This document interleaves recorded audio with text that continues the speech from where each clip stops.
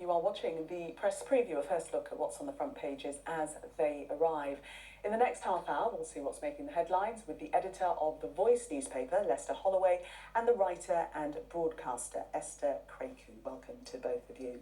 So let's see what's on some of those front pages, first of all. Well, the Metro lead with Rishi Sunak at his first Conservative Party conference as leader, reassuring jittery backbenchers that he does want to cut taxes ahead of next year's anticipated general election. My target is winflation, their headline. The conference in Manchester also in focus on the front of The Guardian. They claim Rishi Sunak is struggling to hold together a fractured party as rival groups battle over election battlegrounds. The Eye also reports on the Prime Minister's battle to form a united front as they claim future leadership hopefuls are jostling for position with a general election approaching. The Daily Express says the Chancellor, Jeremy Hunt, wants to turn the screw on those living on benefits instead of working by limiting their access to welfare. The Financial Times, meanwhile, features a warning that the Prime Minister's weakening of climate policies will see UK exporters facing hundreds of millions of pounds worth of EU tax hikes in 2026. The Mirror says a host of celebrities, including Brian Cox, Olivia Colman and others, have backed the paper's campaign for all primary school children to receive free school meals. The Sun claims Russian hackers were behind a cyber attack on the official royal family website, just days after King Charles condemned the war in Ukraine. The Daily Mail leads with a claim the Education Secretary, Gillian Keegan, is poised to ban smartphones in classrooms in a bid to limit disruption. And the Daily Star carries a warning that the unseasonably warm weather may have unwanted results for those playing conkers. As you do daily. A reminder that by scanning the QR code you'll see on screen during the programme, you can check out the front pages of tomorrow's papers while you watched us. And we are joined tonight by Holloway and Esther Craku. I thought it was against health and safety to play conkers nowadays, actually. I actually can't believe that's made headlines. Probably too young. Probably too young. But let's move on quickly. We'll start with the front page of The Guardian. And they're talking about, there's been much reported that the many factions in the Conservative Party on the first day of Tory Party conference in Manchester, not the united front that they would want to present, perhaps. Yes, definitely not. Well, the problem is they have nothing to get united behind. So obviously in 2019, Boris's big slogan was "Get Brexit Done." That's no longer in play anymore. So what is Rishi Sunak's plan to unite the party? And obviously he doesn't seem like a very strong leader at the moment. He doesn't put forth a bright vision for Britain. So you have all these people in the party, Kemi Badenoch being an example, vying for more attention, right? If she makes the headlines, she becomes a greater hopeful for Conservative leadership. And that's the problem that Rishi Sunak is facing. He's basically facing a battle against the clock. He needs to provide an alternative vision for Britain that the Tories haven't been able to do just yet. And obviously we're still waiting on the Labour Party's vision for Britain, but the longer that the incumbent Prime Minister delays on that, the more ammunition he's giving his political rivals.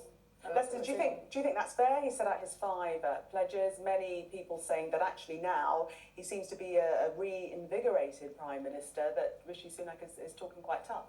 Well, it certainly seemed to be quite perky on another channel this morning, but at the same time, the wheels do seem to be falling off the wagon. The Conservative Party conference has only just begun, and you've already got various different ministers and former ministers freewheeling on different policies, for example, pushing for tax cuts, as we heard from Michael Gove this morning, and of course, other ministers are doing so as well. So it does create the impression that is a party which is pulling in every which direction, which is sending out all the wrong signals. Now, clearly, Rishi Sunak is trying to pick 1 or 2 issues which are the sort of clear blue water with Labour when it comes to, for example, climate change policies and the so-called war on motorists. But even then, they appear to be individual sort of policies rather than a wider vision for how the Conservatives are going to be moving forward to the next election and beyond if they were ever to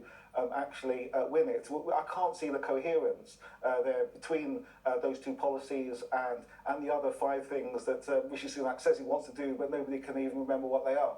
Yeah, which is basically a shopping list, more than anything. I won't challenge you to or should I?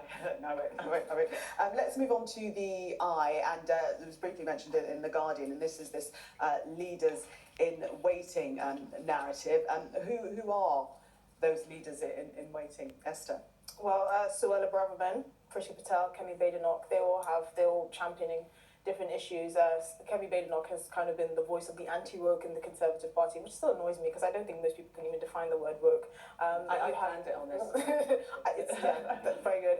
Suella Braverman. We don't ever talk about it. Use it, yes. Suella Braverman has obviously made headlines this week on her comments about multiculturalism failing in the UK. Again, not a particularly no actual policy approach there. She's just making comments that don't seem to be going very far. Priti Patel obviously has been leading the charge, particularly in where sort of tax cuts are concerned, which, is always a sign that I'm a true Conservative if I'm calling for tax cuts. But then, again, we come back to policy and substance. Where would you cut taxes the most? I mean, Jeremy Hunt has been talking about, getting the work shy back into work by reducing the benefits, but actually the conversation should be incentivizing more people to work by cutting or increasing their tax-free allowance or cutting NI or actual substantial policy initiatives. So, they're just people trying to grab headlines, but there's no real substance behind it. I think that's actually the bigger issue of the Conservative Party. They're so devoid of any ideas that anyone can grab headlines by saying such shallow things at the conference. But also seemingly having a dig at each other. Priti Patel saying it's disappointing to see leadership candidates competing, but refuses to rule out making a bit of her own, and she criticises Sunak, saying it's not a good public look for him to distance himself from the 2019 manifesto and hits out at populist pledges on migration. So definitely a clash between Patel and Braverman. Yes, there was certainly a bit of shade that was thrown this morning, but it's, Priti Patel is not beyond a bit of populism herself, as those with memory slightly longer than the goldfish can remember. As Home Secretary, she was very populist. But she seems quite moderate now in comparison to Braverman, do you think? Well, to a certain extent, because she's not pushing those controversial and to some people's mind, abhorrent policies in relation to wave machines in the Channel and other things to put off migrants coming in. But the Conservatives are going to have a big problem with that, because even though the number of boat crossings are increasing, it's still less than a fifth of all migration to Britain, and with suggestions, rumours that the next figure for immigration is going to be over 100,000, that is going to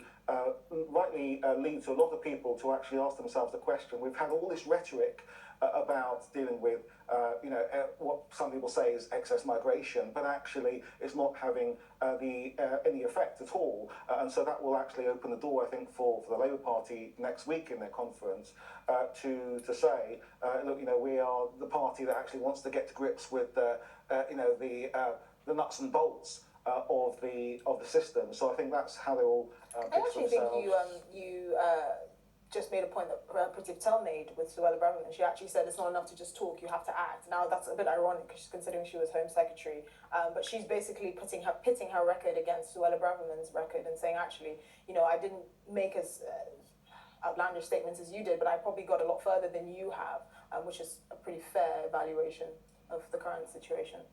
Let's move on to the Financial Times and this story regarding Greg Hands, the party chair, who's basically admitting or saying he believes that the Tories are the underdogs. Have I read that correctly? Is that yes, surprisingly, which is not a great place to be when you've been in power for 13 years and are still in power.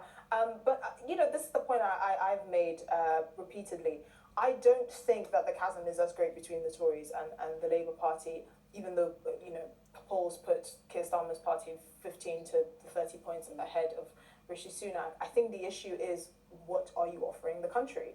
And I think that's an issue that resonates sort of with both parties. The bigger problem that the Conservatives have is they have been in power for the last 13 years. So if you do want to finish the job, you have to offer, a vision for what that actually looks like. People are not just going to vote because you say good things, but at the same time, the Labour Party can't just pit their hopes of winning on just we're not the Tories, because people could think actually you're worse than the Tories and just stick with the enemy or the devil that they do know. And it's a similar problem that the Lib Dems have, which is why they're shoring up all the great talents of their party to come up with a reasonable manifesto for the next election.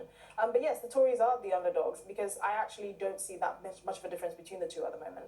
I do wonder the extent to which Conservatives are really think they will win at all. That a lot of this headline grabbing that we actually see from the Suella Bravermans, the Kemi Badnooks of this world, it feels like it's actually about the outcome or the aftermath of the next election when they lose, and then it's a battle for the heart and soul of the Tory party. Absolutely. So I think that yes, they are underdogs if you look at the polls, but actually I think the strategy, it appears to me, is very much one about lessening the damage and saving as many of those seats as possible, so that they're not an undignified rump when it comes to sorting themselves out in opposition.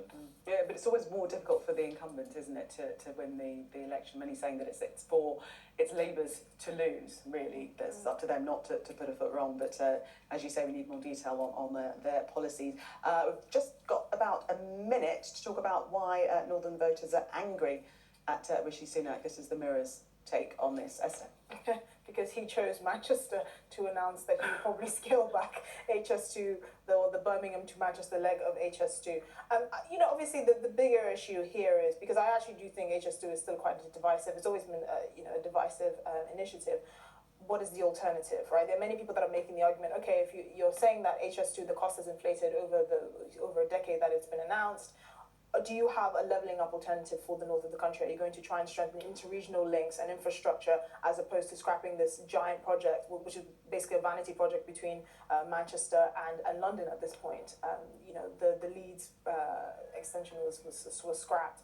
And that's the issue, right? Because you're not seeing any vision, any actual alternative for the party. And so, the Northerners are really angry that Rishi Sunak chose their city to tell them that they're actually not going to get any sort of levelling up infrastructure, at least in the form of HS2. And I think that's quite unfortunate planning and foresight on the part of Tories. But it probably was deliberate, though. I really don't think so. If it was, I think they should fire all their staff and hire me instead. On that note, and your job application, we're going to take a break. Coming up, we'll look at how the issue of aid to Ukraine is becoming a big talking point in the US ahead of next year's election. Do stay with us.